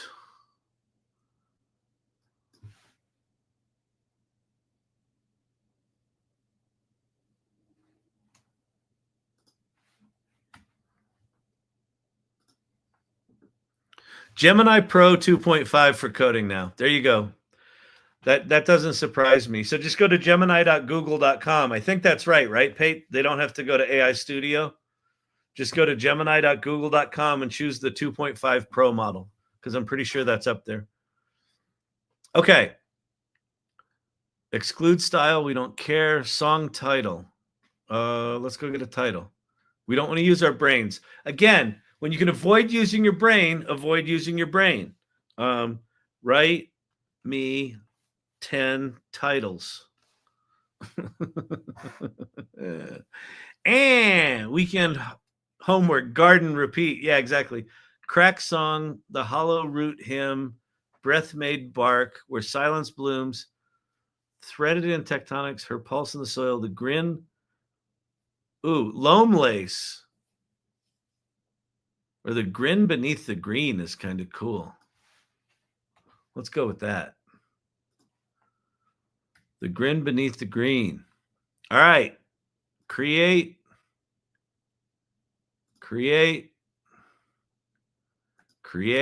Man, this is fast. It's generating these songs. Wait, couldn't generate that. Oh, that's why it's going fast, because it couldn't generate it. Oh. It put artists in there. Hang on. Rewrite the musical description without artist names. Yeah, I'll need to do the tab thing. You're correct. You are correct, sir. All right. Beautiful. Boom. Back to here. Paste that there. And then change our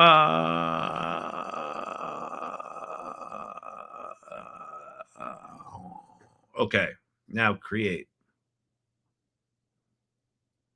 The grin beneath the green. 4.5. Okay. We're going. We'll create 8 of them. 4 generations. And look, they're done already. So this is a much faster model.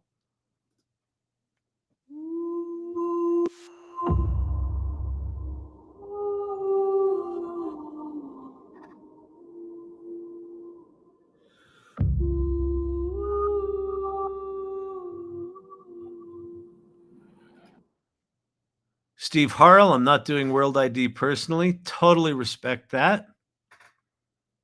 Valerie Cox signed up, not visiting San Francisco, but ChatGPT says location should be in Seattle by end of the year. Interesting. What's the model? The model that I'm playing with right now is Suno version 4.5, which came out, I don't know, yesterday, today. In silken sighs she weaves disguise, lone-laced lady, rooted wise, veins engraved in green reprieve, whispered wisdom through the leaves. She spins with grace, a ghost retraced, ancient echoes interlaced, a breathing map, bark and bone. The violet soil sings. Thank you for the gift, Rick Olson. Thank you very much. Appreciate that. That was interesting. In silken sighs she weaves disguise, lone-laced lady, rooted wise, veins engraved in green reprieve. Let's go back to ChatGPT. Let's see. Give me a modified music that starts simple and builds to driving beat.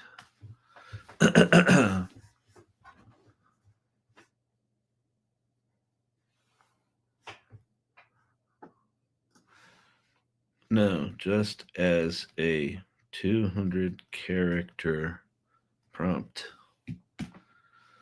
And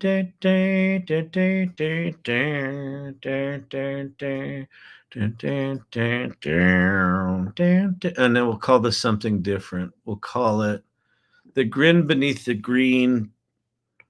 And then we'll put parentheses, driving.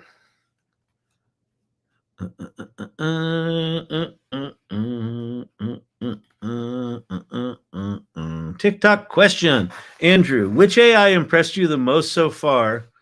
And another one that you find most useful? Good Lord. I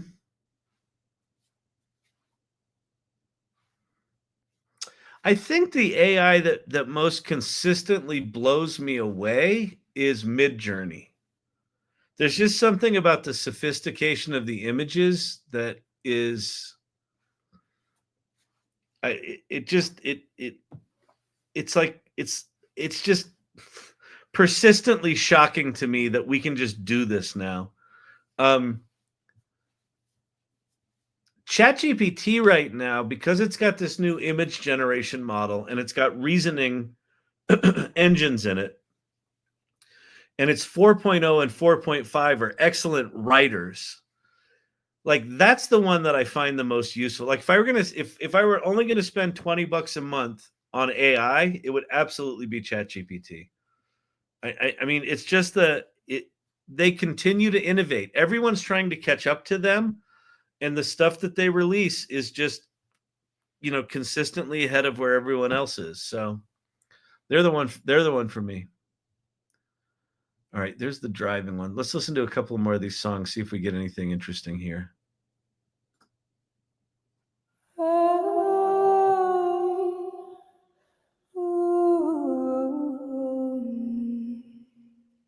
In silken sighs she weaves disguise, lone-laced lady, rooted wise, veins engraved in green reprieve, whispered wisdom through the leaves. Like that one. That was interesting. Give that a thumbs up. In silken sighs she weaves disguise, lone-laced lady, rooted wise, veins engraved in green reprieve, whispered. Now, one of the things you can do in Suno is if it generates one of these voices and you really like it, you can define that voice as a persona that you can then use in other songs. I haven't done that a ton. Why are you still paying for ChatGPT when China AI are free?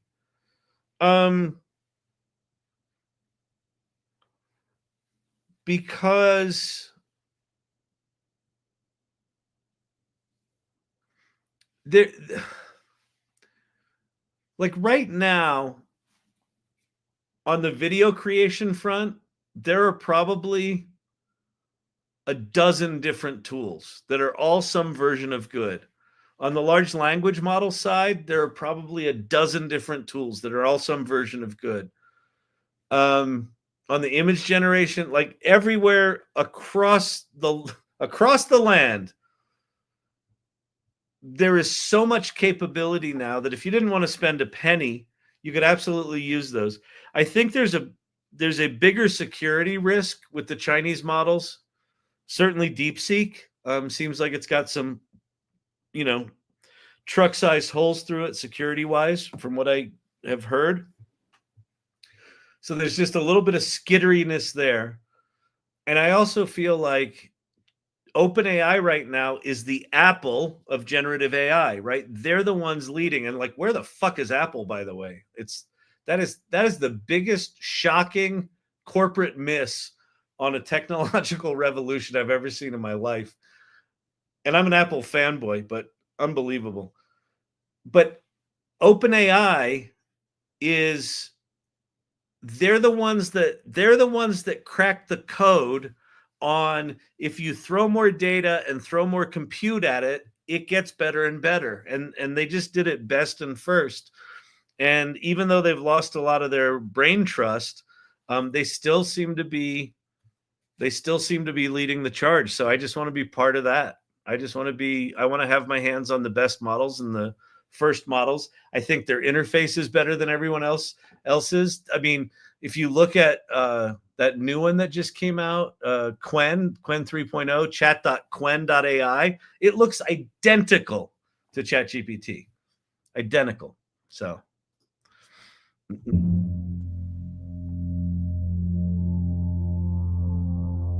In silken sighs, she weaves disguise. Lone-laced lady, rooted wise. Veins engraved in green reprieve. That one's cool. In silken sighs, she weaves disguise. All these are good. In silken sighs, she weaves disguise. They're all kind of the same, but that's all right.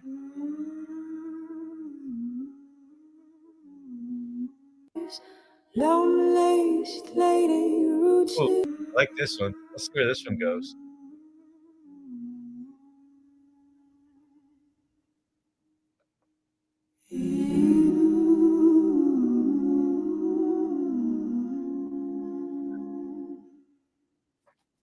In silken sighs, she weaves disguise. Long-laced lady, rooted wise. Veins engraved in green reprieve.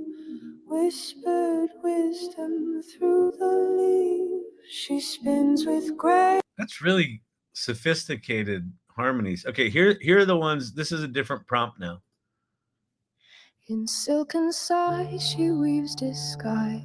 Lone-laced lady, rooted wise. Veins engraved in green reprieve.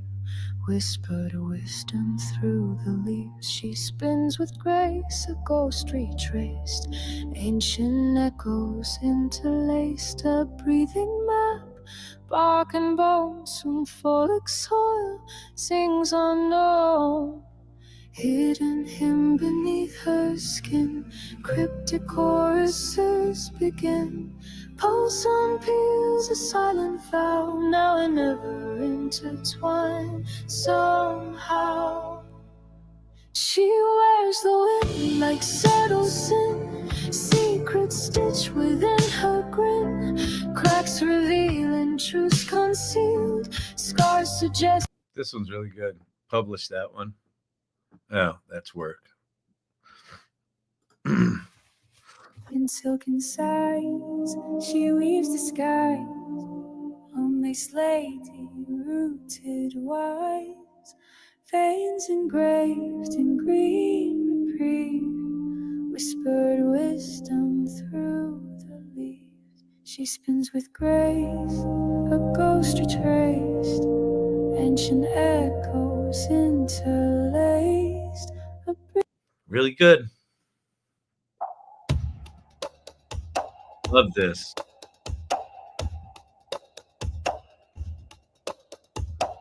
In silken sighs, she weaves disguise, lone lace lady, rooted wise, veins engraved in green reprieve. Jonathan Lands, what the actual fuck is this AI generated music? Yes. But like, if you're new to AI, like if you've just been like, oh, I tried ChatGPT once, and you think it's what it was a year ago, in literally every different discipline, the tools are getting so fucking good. Yeah, all of these are AI generated music. It is. What the actual fuck? Hang on, I gotta let my wife in.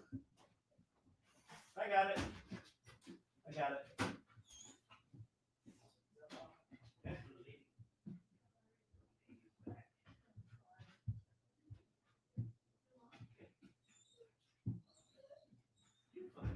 Chip, you want to come in?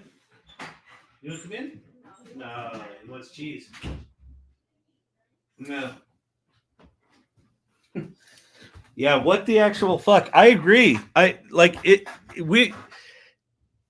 Midjourney's doing this for images. Luma Labs, VO2, Google, Runway are doing this for videos.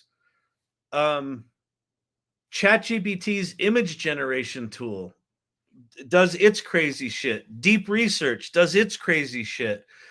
4.0 is an incredible writer. 4.5 has this weird personality that can give you quirky shit.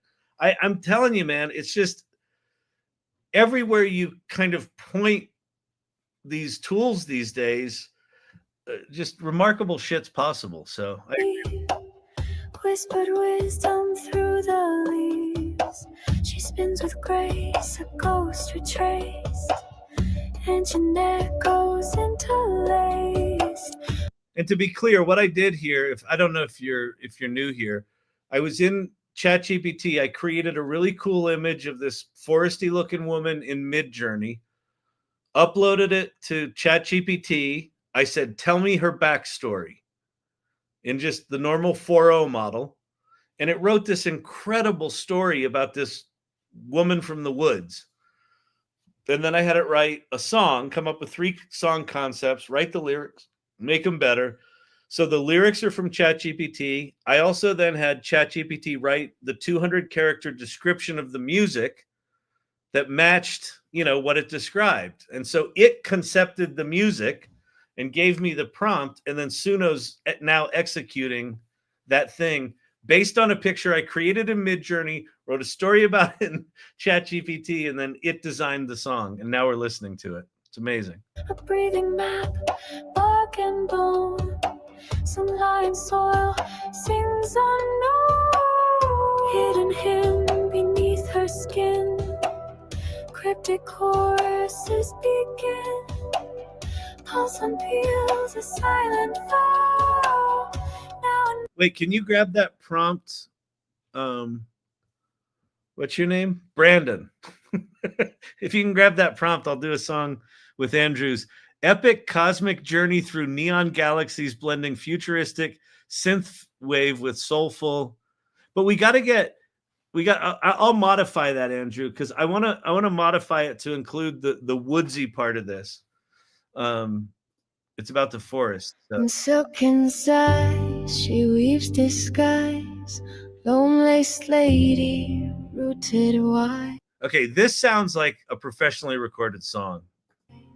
Veins engraved wrapped in green reprieve, whispered wisdom through the leaves. She spins with grace, a ghost retraced, ancient echoes interlaced, her breathing map, bark and bone, some Zorlic soil sings unknown.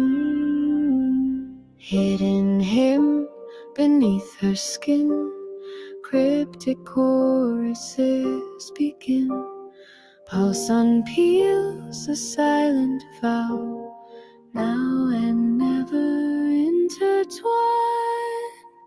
Somehow she wears the wind like subtle sin, secret. These are all good. I'm like, okay, so if you're new to this music generation shit, version 4.0, which is the one we've had for the past, I don't know, 4 or 5 months, or 3 months, I don't know, it hasn't been that long, was really good, but you would get a good song every 8, and I generated 12 songs here, and like there's 1 or 2 that I don't like, but like all of them are pretty good. So I don't know if it's just this genre it's really good at, but holy shit. Okay, so I just modified the prompt. Epic cosmic journey through neon galaxies. Let's say neon green galaxies. Blending futuristic synthwave with soulful vocals and the music of the forest weaved throughout the journey. All right, that's our new prompt. So let's see what we get here. We'll do 2 of those. We'll do 6. All right. I have to go to bed. Kakif. All-day conference tomorrow with Vicky and Lori. Night, peeps. Bye, Kakif. Thanks for hanging out. I know it's late. I started late. Time check 10:30. Oh yeah, we're way past. All right, we'll do it. But you're like, I'll just do one more thing. It's fucking nuts.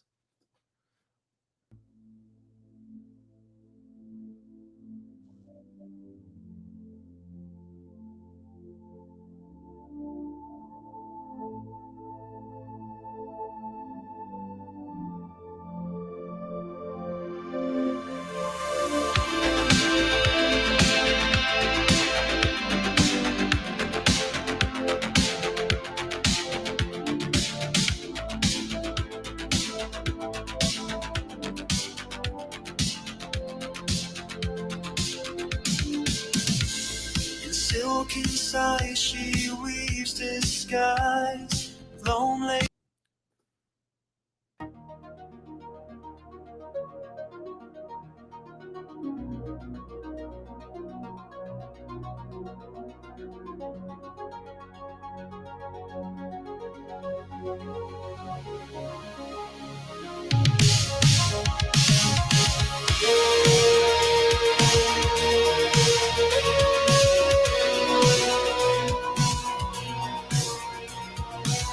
Wait, I want to try one more thing. I know we've got to go to bed. That's not the point. Just be quiet, okay?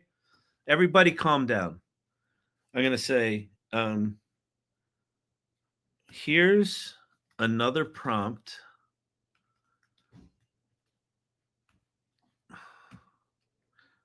Boom.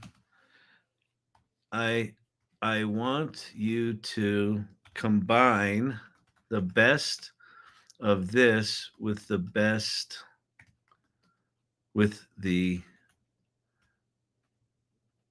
last prompt you wrote. We're getting a third hybrid prompt between these two, because these two song styles are so different. Let's see if we can get a hybrid that gives us the best of both. I think this will be cool. Oh, so let's call this one, we'll call this one hybrid. And I didn't name these other ones synthwave or whatever it was. I should have. Okay, but that's okay. So let's keep listening to the synthwave ones. Oh, this is a cool start.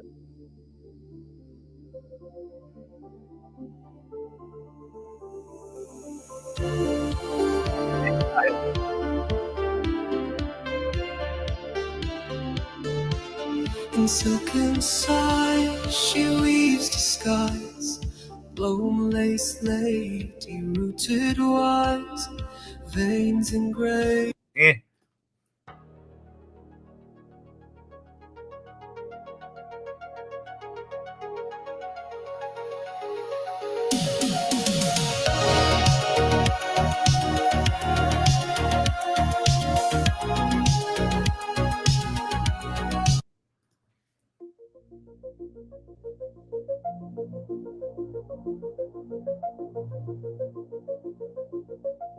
Yeah, this app we're using is Suno. It's just Suno.com, Suno.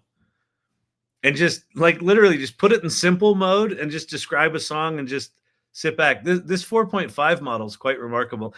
Like this style of music is not a style that I like or like listen to a lot. So I don't have a good frame of reference for it. But like none of these songs are bad. I mean, a lot of times you'll get 4 really bad songs, 3 that are okay, and 1 that's good. This feels like it's kind of like, 80% are good. And this one will suck.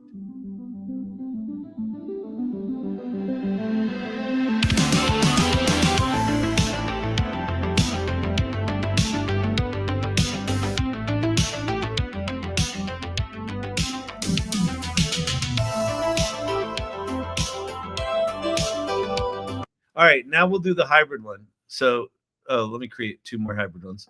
We'll listen to 4 more. Okay, so these are the hybrid between the synthwave and the whatever the fuck that squishy thing we did earlier was. Ooh, I like this already.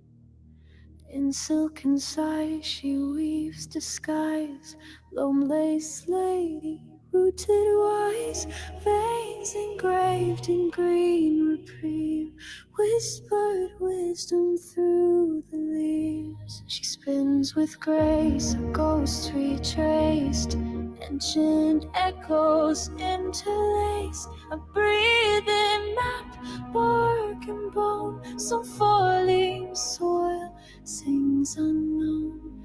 In him beneath her skin, cryptic chorusers begin.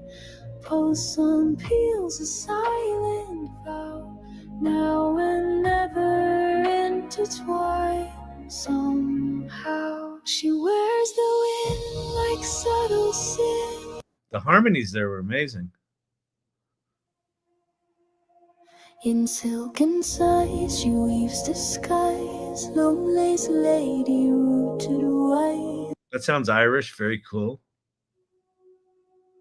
In silken sighs she weaves disguise, lone lace lady, rooted wise, veins engraved in green reprieve, whispered wisdom through the leaves. She spins with grace, a ghost retraced, ancient death. Unbelievable.